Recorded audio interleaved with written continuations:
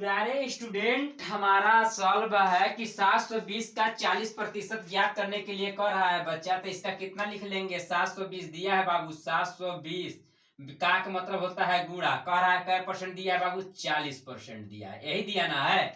तो इसमें जानते हैं कि 40%, ठीक है प्यारे बच्चों, 40% कितना दे दिया है? 40 बटा कितना लिख लेंगे प्यारे बच्चों? 100, ठीक है। अब इसमें से इसमें देखो बाबू, बहुत ध्यान से करना है।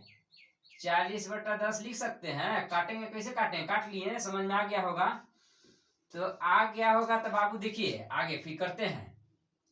720, ठीक है, 720 गुणे 4/, 10 से 10 काट दीजिए, ठीक है। तो 72 गुणे कितना हो जाएगा? 4 बराबर कितना निकल जाएगा बाबू? बराबर कितना निकल जाएगा? 288, यानी कि 4 दूना 8, 7 चौक 28, 7 दूना 28।